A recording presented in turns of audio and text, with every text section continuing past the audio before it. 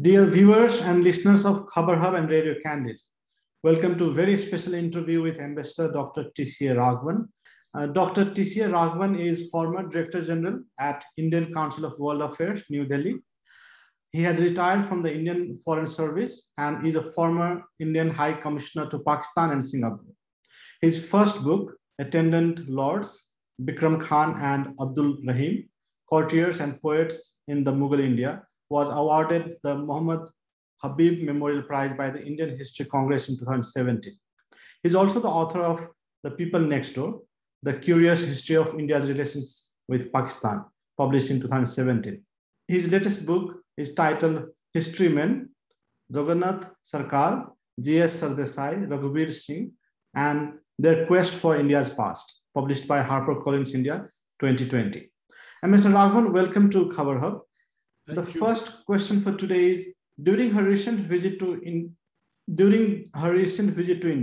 US Deputy Secretary of State Wendy Sherman mentioned that Washington has no interest in hyperneting India and Pakistan, and that it does not envision building a broad relationship with Pakistan. Considering the US traditionally has viewed Pakistan as an important partner in the region, how do you view this statement? Well, thank you, and thank you for inviting me to your program. Well, there's no secret about the fact that US-Pakistan relations are going through a very, very troubled patch. This is for a number of reasons, and this major gap in their relationship has matured over a long period of time. And the principal factors are basically differences about Afghanistan and also Pakistan's proximity to China. So all of this has led to a certain jaundiced view about Pakistan in many circles in the United States, including in the decision-making circles. And recent developments in Afghanistan and Pakistan's role in assisting the comeback of the Taliban have further reinforced that negative view about Pakistan. And to that extent, I think the United States is now much more cynical about Pakistan than ever before. But at the same time, I think the United States is cognizant of the fact that Pakistan is a country of 200 million people. It has nuclear weapons. It has an important geopolitical location. And for all those reasons, it will continue to deal with Pakistan. But possibly to borrow a current phraseology, which is quite popular, I think the relationship is going to be much more transactional at both ends than it was, say, a decade or 2 decades earlier. Is there an opportunity for India to now maximize its relation with the US without worrying about the Pakistan factor? Well, the Pakistan factor was never that significant in the India-US interface. It had a certain role, but it was never the determining factor, especially where India was concerned. The United States also, I think, some years ago, gave up this approach that relations between India and Pakistan have to be balanced by the United States, and it should not tilt too far in either direction. So in that sense, the current maturing of the Indo-US relationship, which you see, is at least 2 decades in the pipeline. I think the balancing which will inevitably be part of this relationship will also be there in the future, but it is not just with regard to Pakistan. I think in India too, there is a feeling that while we have to have good relations with the United States and we have to invest in a big way in that relationship, it can never be a relationship at the cost of other relationships. So I think, to put it in an abbreviated form, this idea of having a strategic balancing or strategic autonomy in India's overall approach to the United States, that will always be present as a significant factor. And it will not be determined by the Pakistan factor, but by a overall approach to global affairs, which includes therefore relations with China, relations with Russia, how you want your postures to appear, and so on. So I think this balancing aspect will necessarily be a part of India-US relations in the future also. Ambassador Raghavan, let's move to Afghanistan. With Taliban in power, is India losing its leverage in Afghanistan? What underlying challenges in India's engagement with the new Taliban regime? Well, there is little doubt in the fact that the developments of August this year and the complete overthrow of the old architecture in Afghanistan was a major setback for India's position in Afghanistan. I think that point is well known. And to some extent, this was a setback for all those countries which had given a certain priority and a certain importance to the architecture which was established in post 2001 in Afghanistan. India also has been, in that sense, a major loser in that process. But when one looks at it in greater detail, you realize sometimes that there can be ups and downs in your overall foreign policy, which are not directly related to your own policy decisions. It can be a combination of external factors which leads to a big step up or a big step down for you. So what happened in Afghanistan in August? There was no set of things which India could have done which would have prevented or led to a different outcome. I think there was a larger process and a more structural process at play. But one of the consequences of that process has been that, yes, we have certainly suffered a setback, as indeed many other countries have, because a major change in regime has occurred in Afghanistan. Now we are at a position where we do not have an embassy. And while we have started some contacts with the new regime, they are still of a initial tentative nature. And government officers have met Taliban representatives. But nevertheless, I think we are still some distance away from having a relationship with the Taliban.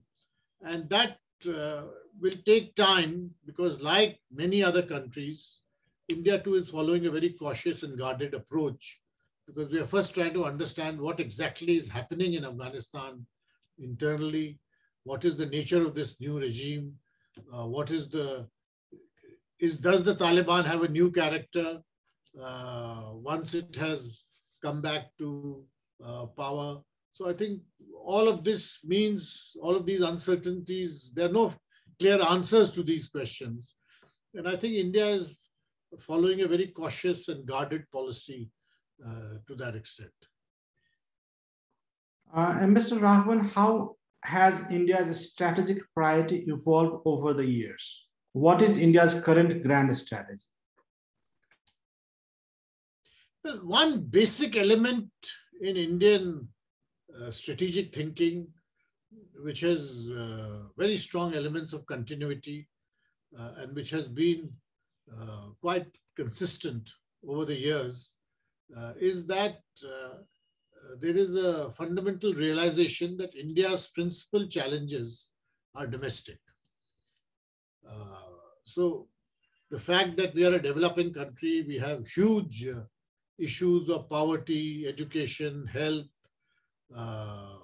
economic development to address domestically, this gives a certain perspective to your external approaches. And the most significant takeaway from that is that your overall approach to foreign policy is that you want to have an environment around you which enables you to focus on your domestic priorities and your domestic challenges.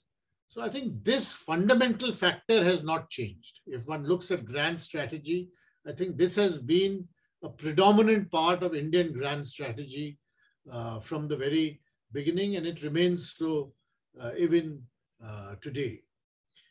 That you want your foreign policy is basically geared towards creating an environment in which you can which will enable you to focus on your domestic challenges and domestic developmental goals. There's not much change in that in terms of grand strategy. But of course, the world keeps changing, and you have also had to therefore adjust to those changes. These changes are not of your making, but you're required to adjust to them. So for instance, the rise of China in your neighborhood, that means that it certainly is a new factor for you, and something which we have now been facing for the past decade, because so far your overall grand strategy was geared towards dealing with great powers which were some distance away. Now you have a great power which is very proximate to you, in fact is part of your immediate neighborhood. So this means that you have to have a fresh set of postulates when you look at the world around you. Similarly, there are other changes to which you have to adjust, which are not of your making. I already referred to the Afghanistan situation, which is a major strategic shift in your immediate neighborhood, and one to which you have to adjust to. And there are other changes of this kind also. But I think the principal element which is very important and is often overlooked is that of the continuity in your overall strategic approach, and that is that your fundamental priority is domestic and not external. Mr. Raghavan, where is India's neighborhood policy headed under the Prime Minister Modi's government, especially after the COVID-19 pandemic? Well, the pandemic meant a brief phase. It was not a very long phase, but nevertheless, it was a phase, and it was a significant phase where India's focus was almost entirely turned inward, because we were facing a pandemic which had taken an enormous toll, which had taken an enormous domestic toll, and you had to deal with it with virtually a whole of government approach. So most of your energies, or almost all your energies, were consumed by this domestic factor. Now the pandemic situation is better, and we find that the traditional posture of the government, which is of neighborhood first, is again now reasserting itself in terms of according a high priority to maintaining stability in relations with each of our neighbors. So when you look at each of our neighbors, you'll find that there are significant initiatives which have been taken. There are, of course, difficulties with many of our neighboring countries. But I think that, this is not something which we should be surprised about, because if you look around anywhere in the world, the most difficult relationships are always neighboring country relationships. So the fact that India has often frictions, often very difficult times with each of its neighbors, and there is not a single neighbor which you can say where you do not go through patches of very great difficulty.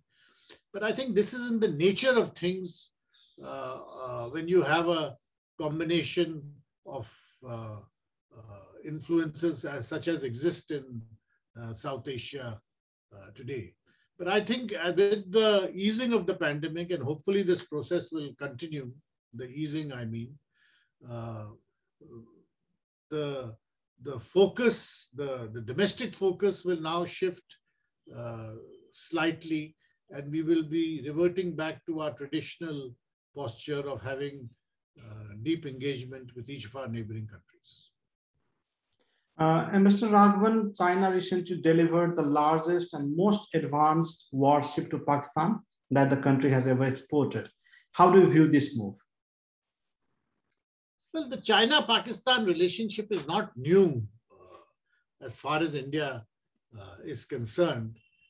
And in many ways, it is a factor which has been present as a constant in Indian foreign policy for at least 50, 60 years. So whether it is the question of arms transfers, whether it is the question of alignment of policies, these are not new developments per se. The new factor is really the enormous economic development which China has been able to compress into a short period of time, and the fact that it is now a very major power in our neighborhood. And this enormous change in China's position has meant that it has impacted all our relations in South Asia, not just Pakistan. People tend to focus more on Pakistan, but in fact, it has had an enormous effect on each of our neighboring country relations. And whether you look at Bangladesh, whether you look at Nepal, whether you look at Sri Lanka, each and every one of them has been profoundly impacted by this rise of China.